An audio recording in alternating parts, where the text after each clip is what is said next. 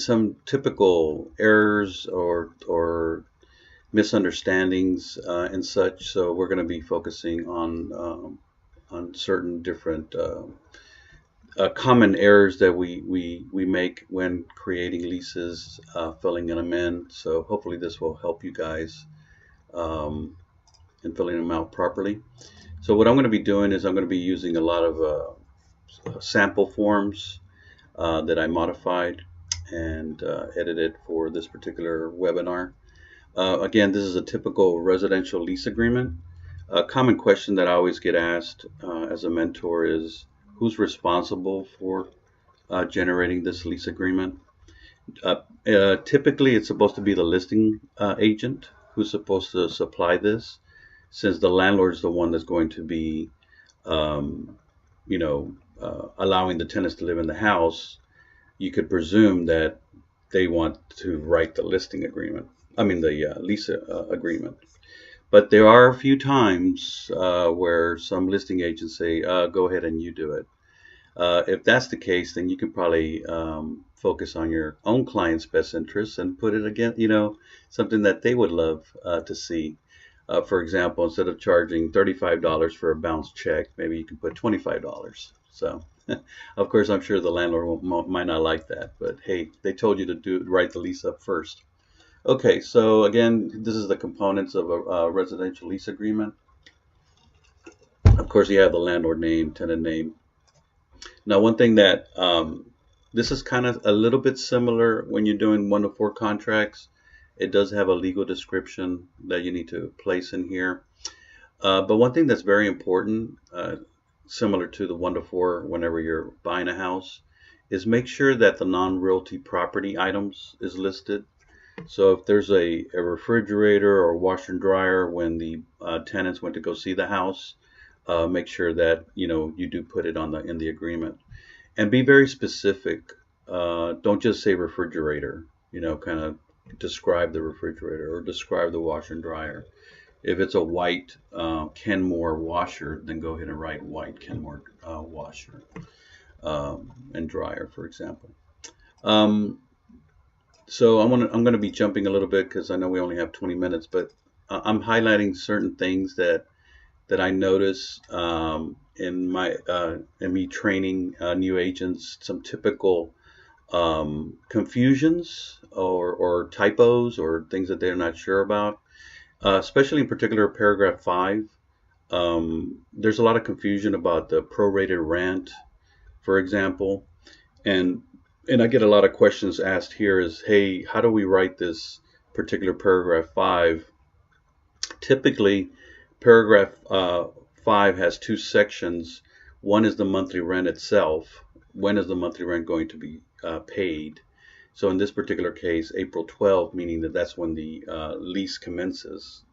Will be commencing in April 12, and you want the first month's rent to be $1,800 a month to be received by the landlord. And then the prorated rent is typically the following month, May 1st, in this example. So in this particular scenario, the landlord will receive the first month's rent on April 12th, and then on May 1st, the tenants will get a break and not necessarily have to pay all $1,800. They'll just pay the $1,140 as I calculated it here, and that way they get a little bit of not so hard on them. And then of course June 1st starts again with the $1,800 a month. Now there are situations where this is reversed, where the the prorated rent you receive first, and then the start of the lease will be May 1st, for example.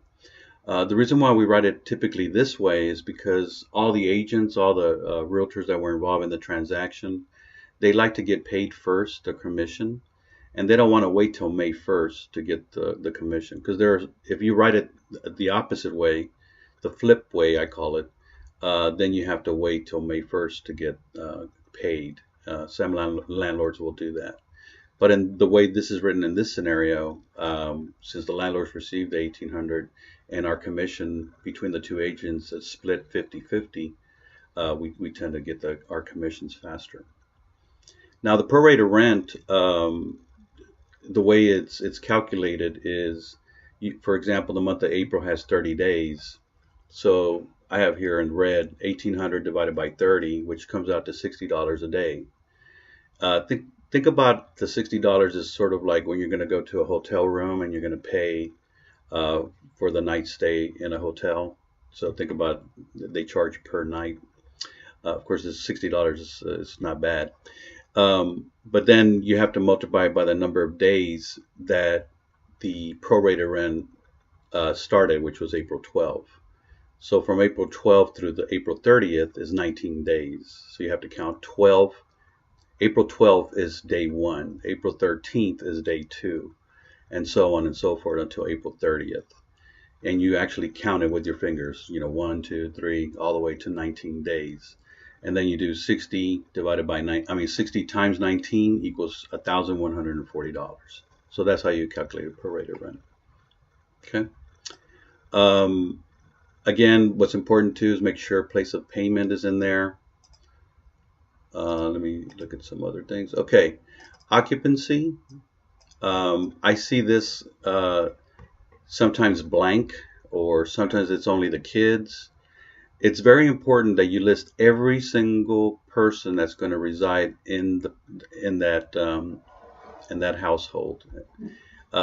It's not just the children. I've seen it where people tend to put just the children, but also the. I'm sorry, I wrote here the landlord name. It's supposed to be really the tenant name, so I apologize for that. It's tenant name, and their ages. So everybody that's going to reside in that household needs to be in here. I usually see it just the children. Okay. Another thing is, this is really crucial for, especially if you're representing the tenants, the inventory condition form. This is a form where the tenants list all the issues that they found when they were moving into the household. Again, it's not a repair request. It's just, hey, this is the way we found the property. And of course, when they leave after the term is over, this is the way they're going to leave it. As a buyer agent representing the tenant, you guys need to make sure that here it says 7 days after the commencement date. Make sure you remind the buyer, the tenants, to turn in the inventory condition form to the landlord within those 7 days. It's crucial that they do, because if they don't, then whenever there's some kind of damage, the tenants can't really claim that that was there when they moved in, because there's nothing in writing.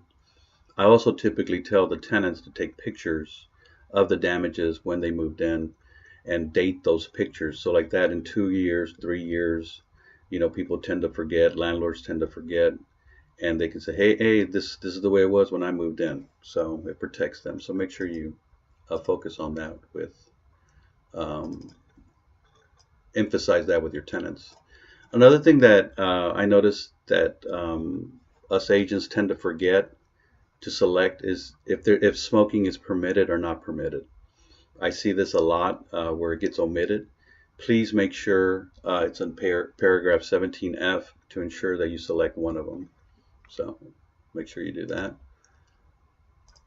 Okay. Now, special provisions gets used a lot in leases. You hardly see a lot of stuff written for 1 to 4 contracts when you're buying a house, but typically I've seen this in special provisions for leases where the landlord tends to put some kind of requirements, some kind of things that they want to make sure that everyone is aware of. It might be like a $75 service charge for any repairs covered by the home warranty or repair deductible. I tend to tell tenants, hey, you're not, especially if they're coming from an apartment complex where they repair everything, you're actually supposed to take ownership of the house. I know you're renting it, but you still have to take ownership. And this ownership requires money out of your own pocket. So if something, for example, the dishwasher is not working or something like that, you have to pay the first $75 in repairs, and then the landlord will pay the rest. So you have to always make sure the tenants are aware that it's not apartment living anymore. There might be some other things that the landlord wants, like this particular one, they wanted to charge $50 per person per month if there's a violation of occupancy. Again, that's important to remember, where I mentioned about making sure all the occupants are listed. Here it says landlord has the right to inspect the property at any time during the term of the lease and will notify tenant of the inspection date. Another thing that you may encounter a lot in leases is there's a lot of times where the tenants do not have realtors, and you might be listing a property for lease. You can continue with the transaction, but there has to be a disclosure. So in this example here, I put tenant chooses to represent themselves, period, and the listing agent, myself, Fernando, Texas United Realty, represents the landlord. And this is a good disclosure to put in there, so like that everyone knows that the tenants chose to represent themselves and not have a realtor. Also, what's important, you're going to have family that may want you to rent the house out. This is kind of similar to 1-to-4 contracts too, when you're selling a house or buying a house. If you make sure if you're related, you need to disclose that. So in this, let's just say in this one, it says buyer agent is related to tenant. So just make sure you disclose. Okay. Another thing that's really important, and this also goes into the 1-to-4 contract whenever you're selling or buying a house, notices. I stress a lot how the importance of these notices. And if you ever read this paragraph, it says all notices under this lease must be in writing. You notice it doesn't say a phone call, it doesn't say anything else. It has to be, email or mail or something electronic. So make sure that you have at least the email name in here for notices. And I see this always blank whenever I'm looking at stuff. Another thing that's really, really critical, and I always see this empty pretty much, is the emergency contact. This is so important. And if you ever read this sentence, it says here, if all occupants over 18 years of age die under this lease, landlord may permit the following people to enter and get their stuff and get a refund on their security deposit. Well, guess what happens if it's blank? And someone says, oh, that's my brother, that's my sister. The landlord has no idea about that. They don't know who you are. So please, and they write this on the application anyway. The lease application has the emergency contact as part of the lease application, as part of all the 4 pages. So don't leave this blank. Make sure there's something in here. It's really critical, and I see this all the time being blank. Okay. Another thing, whenever there's pets, there's a pet agreement that gets filled out. Again, this is extracted from the lease application where the tenants say that they have pets. If they're declawed and all that good stuff. One thing that I always see, and of course here it says about the pet, if there's a deposit that's non-refundable. But one thing that I always see that new agents and sometimes seasoned agents do is they always forget to fill paragraph E. I always find this empty. This is really critical because this is disclosure concerning the pet. Has the pet ever bitten? So make sure that you have have this selected. So that's really crucial, especially if the dog didn't bite at someone or did bite someone. Another thing is there's going to be some leases that have pools. It's important to always know that there is a pool or spa maintenance addendum. This is for use for leases in a single-family residence. Again, you fill it out here. The maintenance is who's going to be taking care of the maintenance of the pool. Is it the landlord? Is it the tenant? Is there going to be a certain company that's going to be doing it as well? Also, is recommended to get insurance, rentals insurance, since there's a pool. If somebody drowns, it's always good to recommend them to get an insurance policy. Renter's insurance is not that expensive, so. Another thing is to be aware of is the lead base. There are several homes that are old before 1978, and it's important to fill out a lead base paint form. This is critical as a disclosure. One thing that I always notice that we tend to forget to select is this tenant's acknowledgement. And the tenant's acknowledgement says, hey, did I receive copies of the information above in paragraph B? Or tenants has received the pamphlet entitled "Protect Your Family from Lead in Your Home," and you can get this from either zip forms or dot loop. But it's important to I always notice that there's always a checkbox missing in paragraph C, and you need to make sure, especially if you're representing the tenants, to make sure that it's selected. If not, the paperwork's going to be bouncing back, and then you have to initial it and such. Another thing that I notice that sometimes agents forget is that this particular form, the listing agent has to sign it and the buyer agent has to sign it. Everyone has to sign it. Tenants, landlords. I know you don't have to sign the rest of the forms, but the lead base, all of us have to sign to have an acknowledgement that there is no lead. So make sure that, and the other broker agent is considered the buyer agent. And of course, the listing broker is considered the listing agent. And no, the broker doesn't have to sign it. That's why there's a broker/agent. You are allowed to sign it as well, just because it says it's broker/agent. Here's a typical inventory condition form. You're not supposed to fill it out. Only the tenants. Not even the landlord's supposed to fill it out. The landlord's section is on the right-hand side, and the tenant section is on the left side. And this is not a repair request. You got to remind the tenants. This is everything that's wrong with the house. And typically, when they're moving into the house, they're going to notice things. You know, there might be a light bulb missing, or not working, or the toilet doesn't flush really well, or something. Tell them to take pictures. Tell them to jot it down and be specific. And then this form gets turned in, and like I mentioned earlier, it said within 7 days. So this form has to be turned in within 7 days to the landlord.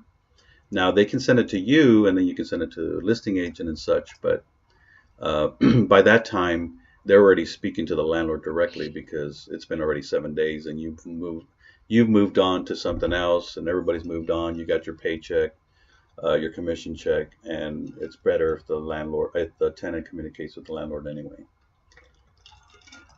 Okay.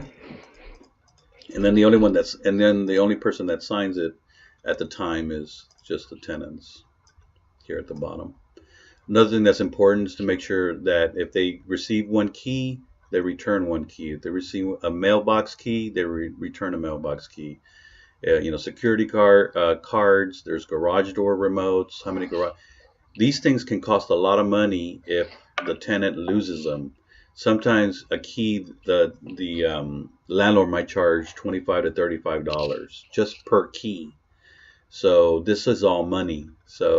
And the garage door remote might be definitely much more. If the tenants receive 2 garage door remotes, they have to return 2. If they lose one or break one, they have to go buy it, and they can go to Home Depot and buy one and then give it to the landlord. Okay. All right. Okay.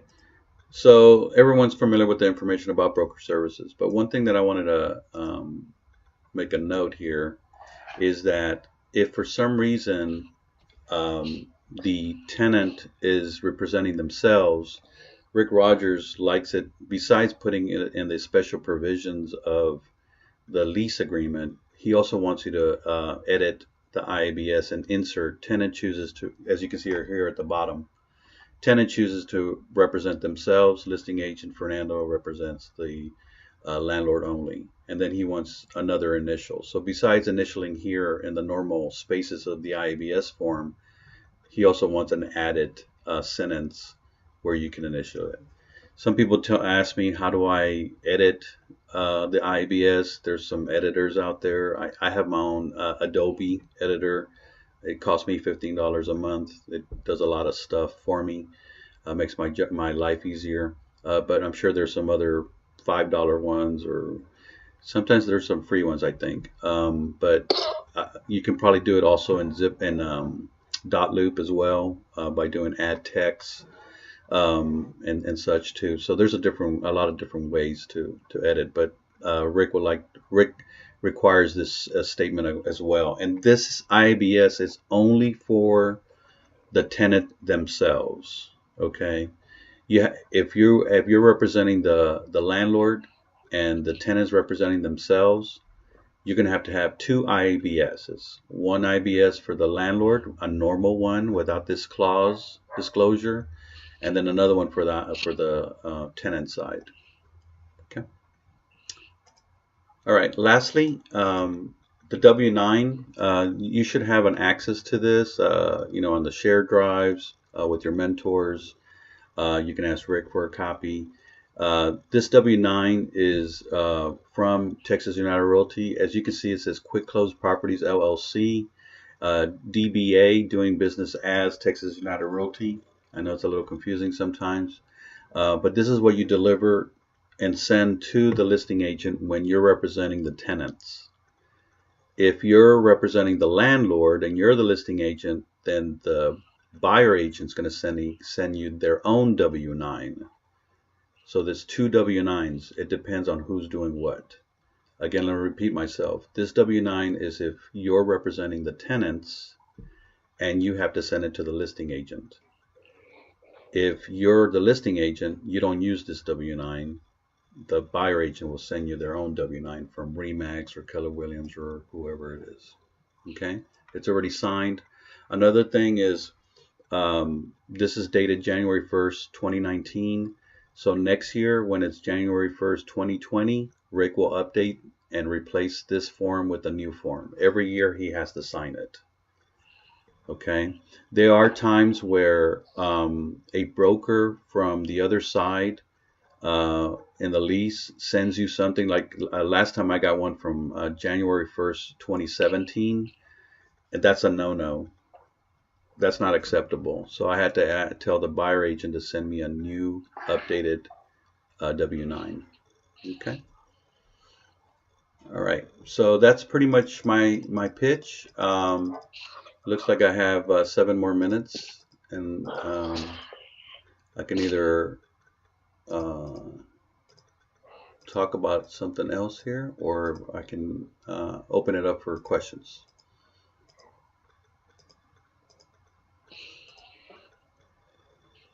Let's see.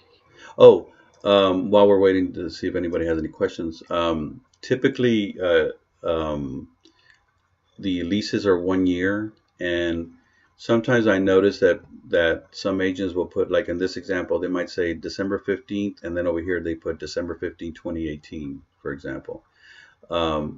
It's better to end at the end of the month.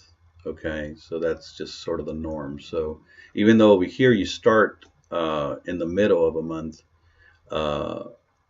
it's better at the end, the expiry date, to put it at the end of the month. Okay, and a lease can be more than 12 months. It can be, I've done leases for 3 years, so doesn't really matter. Let's see if there's anything else that I want. Oh, another thing that I see sometimes agents forget to fill out is this section, method of payment. Sometimes they leave a lot of this stuff blank, and this is important because here it says, how will the rent be paid? Is it electronic, cashier, money order? I usually select other means acceptable to landlord, and then I also make sure to select landlord may or may not charge a reasonable fee. Usually I select may, and then over here I notice this one's always blank. Sometimes I see this paperwork turned in. Landlord requires or does not require tenant to pay monthly rents by one payment. So that's really important to make sure you fill that out. Okay. Late charges, they're all different. Typically they're late after 3 days, and then there's these fees. And I mentioned earlier today, if a buyer agent, if a listing agent says, oh, you work on the lease and send it back to us. So what I do, instead of putting 50, I put like 20. So hey, they told me to write it, so I'm going to write it. And here 35, I usually say 25. Of course they get mad at me because I wrote it that way, but I say, hey, you told me to write it, so my fiduciary duties are for my buyer, my tenant.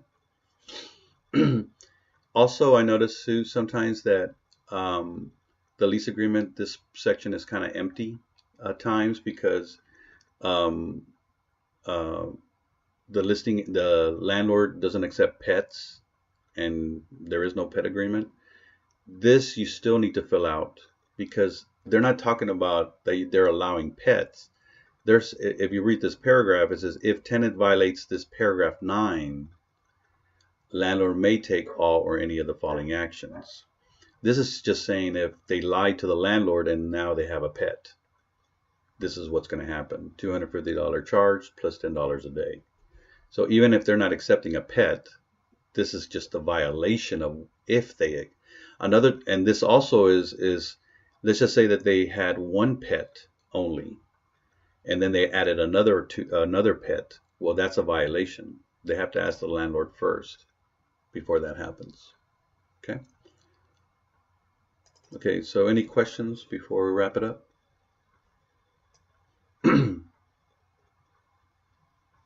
Your phones might be on mute. So, let's see if there's anything else here we can talk about. I have a general question. Do you do a lot of leasing? Yes. Well, I do a lot of things, but but leases are year round. I tell a lot of my students that leases are a form of a pipeline to you because they're potential buyers for houses in the future, and leases are a quick way to make money. So typically you may last one week, maybe 2 weeks, showing them houses and then waiting for the approval. And if you can make $500-600 per lease, and if you do like 5 a month, that's a pretty nice chunk of change. Plus they become part of your pipeline.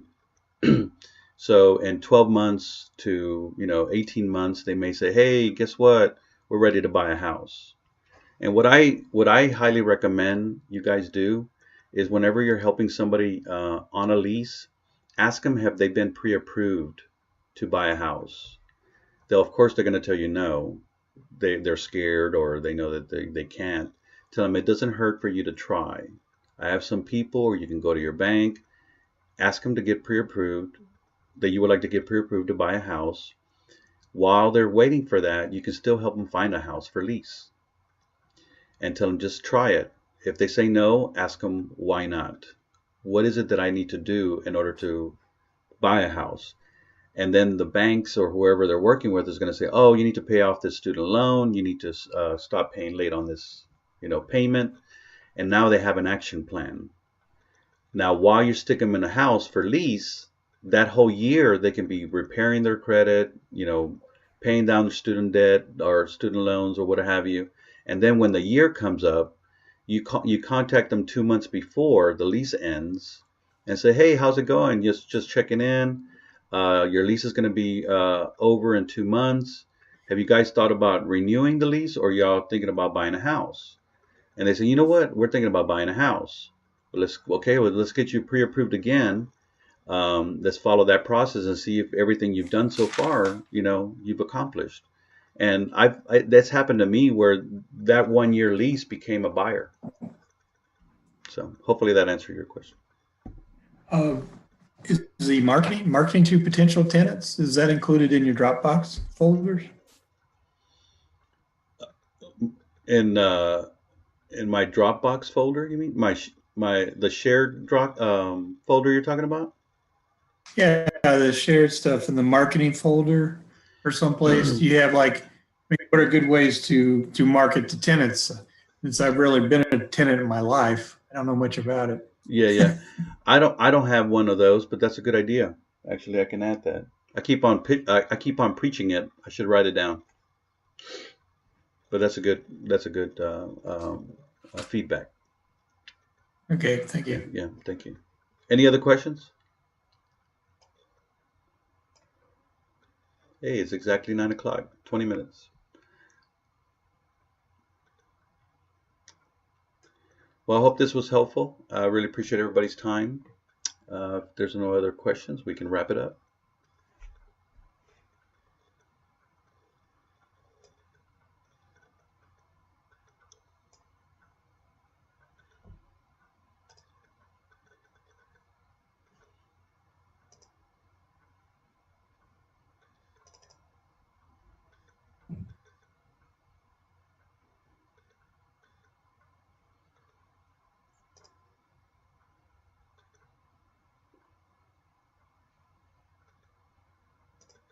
Thanks, Fernando. It was very good. Thank you. Appreciate it, guys.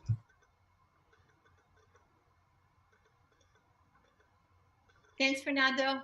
Thank you, guys. Appreciate it. Great training. Have a wonderful night. Thank you. Appreciate it, Tori. Thank you. This is Mirza. Hey, how are you, sir? Good. Thank you for joining. Appreciate it. I'm ending the